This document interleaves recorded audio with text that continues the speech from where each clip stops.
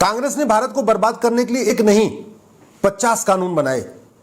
इसलिए मैं आपसे निवेदन करता हूं, एक बार वोट देने से पहले कांग्रेस के नेताओं से जरूर पूछना, एक बार वोट देने के पहले कांग्रेस के नेताओं से यह पूछना कि तुमने गुलामी का कौन सा निशान मिटाया। इतने साल सत्ता में रहने के बाद समान शिक्षा क्यों नहीं लागू किया, समान नागरिक संहिता क्यों नहीं लागू किया, घुसपैठ के खिलाफ कठोर कानून क्यों नहीं बनाया, धर्मांतरण के खिलाफ कठोर कानून क्यों नहीं बनाया, जनसंख्या नियंत्रण, जनसंख्या विस्फोट रोकने के लिए कठोर कानून क्यों नहीं बनाया, तुमने अश्लीलता नियंत्रण के लिए कानून क्यों नहीं बनाया, तुमने नशा के खिलाफ कठोर कानून क्यों नहीं बनाया, तुमने भारत के संविधान को लागू करने के लिए क्यों नहीं बनाया, तुमने वेद पुराण को जन जन तक पहुंचाने के लिए वेद पुराण को शिक्षा व्यवस्था में शामिल क्यों नहीं किया, तुमने भगवत गीता और रामायण को एजुकेशन में क्यों नहीं डाला, तुमने सेकुलर शब्द भारत में क्यों जोड़ा, तुमने सोशलिस्ट शब्द भारत में क्यों जोड़ा। ये आप कांग्रेस वालों से पूछना।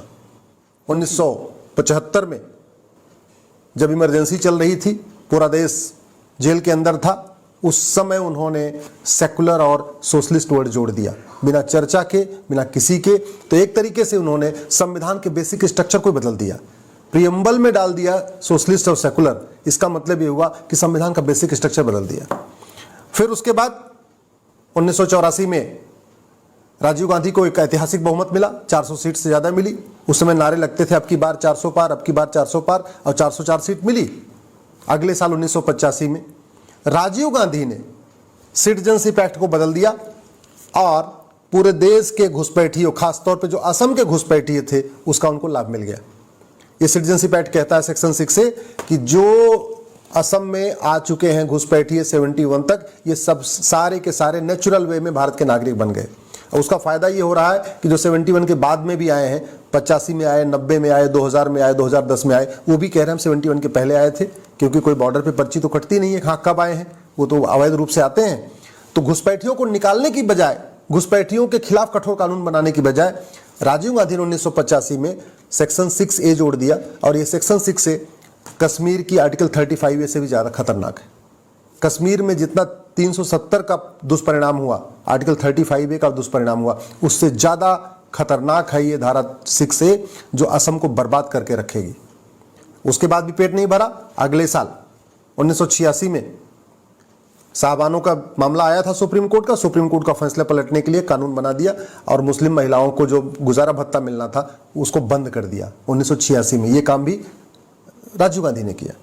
फिर उसके बाद इस देश में मुगलों के इलीगल काम को लीगलाइज करने के लिए कानून बना 1991 में, वो भी कांग्रेस ने बनाया था।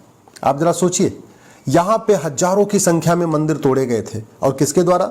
बाबर के जरिए, हुमायूं के जरिए। औरंगजेब ने तोड़वाया, अकबर ने भी तोड़वाया, गजनी ने तोड़वाया था, गोरी ने तोड़वाया था, अहमद शाह अब्दाली ने तोड़वाया था। हजारों की संख्या में मंदिर तोड़े गए थे। उन मंदिरों को रिस्टोर करने के लिए कानून बनाने की बजाय 1991 में कांग्रेस ने कानून बनाया जिसको प्लेस ऑफ वर्शिप एक्ट कहते हैं, पूजा स्थल कानून कहते हैं, और उसने सारे के सारे मुगलों के इलीगल काम को लीगलाइज कर दिया। 1588 में बाबर ने अयोध्या को तोड़ा, 1670 में औरंगजेब ने मथुरा भगवान कृष्ण की जन्मभूमि को तोड़ा, 1377 में तुगलक ने अटाला देव मंदिर को तोड़ा जो जौनपुर में है, जिसको अटाला मस्जिद कहते हैं। 1669 में औरंगजेब ने काशी विश्वनाथ जी मंदिर का तोड़ा था। 1410 में अलाउद्दीन ने रुद्र महालय मंदिर तोड़ा था। 1552 में अहमद शाह अब्दाली ने, जिसके नाम पे अहमदाबाद चल रहा है, उसने भद्रकाली मंदिर को तोड़ा था। इसी तरीके से पश्चिम बंगाल की जो अदीना मस्जिद बनी है वो भी मंदिर तोड़ के बनी है। विदिशा में 1658 में औरंगजेब ने वीजा मंदिर को तोड़ के वीजा मंदिर मस्जिद बनवा दिया। आपका धार में भोजशाला, सरस्वती जी के मंदिर को तोड़ के वहां पे भी जो है मूर्तियों को तोड़ दिया गया। तो कांग्रेस की ड्यूटी थी कि भाई भारत स्वतंत्र हो गया है तो एक कानून बनाए और सारे जो मठ मंदिर तोड़े गए उनको रिस्टोर करे, उनको बनवाएं। वो काम नहीं किया। 1991 में प्लेस ऑफ वर्शिप एक्ट बनाया और बोल दिया कि जो भी ये मुगल तोड़े थे वो सब सही है, ये सब लीगलाइज हो गया। अगले साल 1992 में मुस्लिम्स को फायदा देने के लिए और हिंदुओं को आपस में बांटने के लिए, क्योंकि हिंदू लॉ के अनुसार, संविधान के अनुसार हिंदू, जैन, बौद्ध, सिख, ये हिंदू, जैन, बौद्ध और सिख ये चारों हिंदू कहलाते हैं। लेकिन 1992 में कानून बना के सिख को भी माइनॉरिटी बना दिया, जैन को भी माइनॉरिटी बना दिया, बौद्ध को भी माइनॉरिटी बना दिया। असली मकसद था मुस्लिम्स को फायदा पहुंचाना, लेकिन एक ही तीर से दो निशान साधा 1992 में। इसको कहते हैं माइनॉरिटी कमीशन एक्ट। अगले साल 1995 में वक्फ एक्ट बना दिया। मुस्लिम्स को पूरे देश की ज़मीन पर कब्जा करने के लिए एक वक्फ एक्ट बनाया 1995 में। अगले फिर 2004 में माइनॉरिटी एजुकेशन एक्ट बना दिया, ये काम मनमोहन सिंह ने किया था। 2010 में FCRA बनाया, इस देश गद्दारों को फंडिंग कराने के लिए, देश विरोधी NGO को फंडिंग कराने के लिए, माओवादियों को, नक्सलियों को, जिहादियों को, मिशनरियों को, अलगाववादियों को, चरमपंथियों को, कट्टरपंथियों को, सफेद पोस्ट नेताओं को, सबको फंडिंग कराने के लिए कानून बना 2010 में, उसको FCRA कहते हैं। 2012 में राइट टू एजुकेशन के दायरे से मदरसे को बाहर निकाल दिया। जब राइट टू एजुकेशन 2009 में बना था तो मदरसे भी उसके दायरे में आते थे, 2012 में उससे उसको बाहर निकाल दिया। ऐसे ही अनेक 50 से ज़्यादा कानून हैं जो कांग्रेस ने बनाया है। कांग्रेस ने गुलामी का नाम नहीं मिटाया, गुलामी का निशान नहीं मिटाया, गुलामी की परंपरा को नहीं खत्म किया, गुलामी के रीति रिवाजों को खत्म करने के लिए कुछ नहीं किया, गुलामी की भाषा को कम करने के लिए कुछ नहीं किया, गुलामी की पुलिस व्यवस्था को नहीं बदला कांग्रेस ने, गुलामी की न्यायिक व्यवस्था को नहीं बदला कांग्रेस ने, गुलामी की शिक्षा व्यवस्था को कांग्रेस ने नहीं बदला, गुलामी की प्रशासनिक व्यवस्था को कांग्रेस ने नहीं बदला, गुलामी की टैक्स व्यवस्था को नहीं बदला, गुलामी के जितने हमारे पुरानी परंपराएं चल रही थी कि गवर्नर जाएंगे तो ऐसे सैल्यूट होगा, ये जाएंगे तो ऐसे सैल्यूट होगा, ये जाएंगे तो ऐसे सैल्यूट हो जाएगा, वो कुछ नहीं बदला। हाँ, भारत की संस्कृति को, भारत की चिकित्सा व्यवस्था को, भारत की शिक्षा व्यवस्था को, भारत की परंपरा को, भारतीय ज्ञान विज्ञान को खत्म करने के लिए एक के बाद एक 50 कानून बनाए। इसलिए मैं आपसे निवेदन करता हूं, एक बार वोट देने से पहले कांग्रेस के नेताओं से जरूर पूछना, एक बार वोट देने के पहले कांग्रेस के नेताओं से यह पूछना कि तुमने गुलामी का कौन सा निशान मिटाया, तुमने गुलामी के खिलाफ कितने काम किए और तुमने वेद पुराण को क्यों नहीं लागू किया। तब तो ऐतिहासिक बहुमत था। आप कांग्रेस के नेताओं से पूछिए कि आपके तो पास 1950 से लेके नेहरू जी को लगातार ऐतिहासिक बहुमत मिल रहा था, इंदिरा जी को लगातार ऐतिहासिक बहुमत मिला, राजीव गांधी को तो 404 सीट मिली।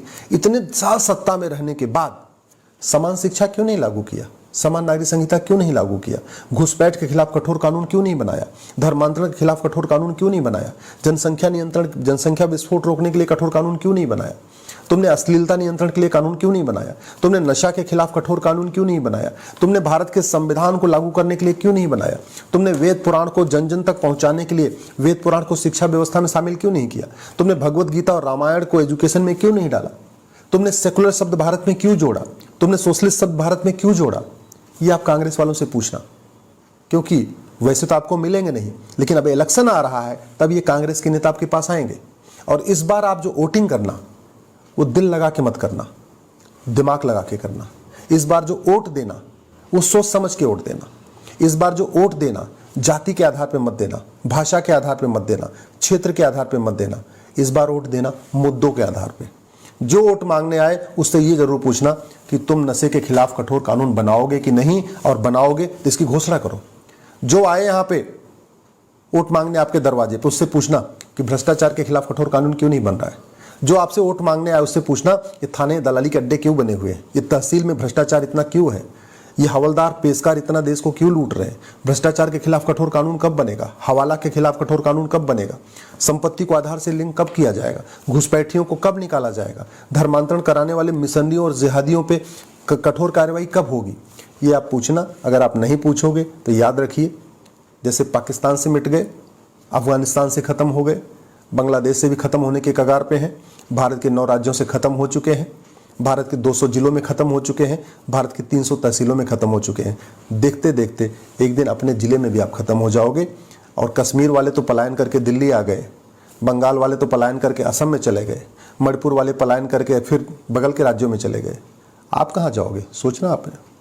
इसलिए इन वोट जीवी और नोट जीवी नेताओं से खुल के सवाल करिए।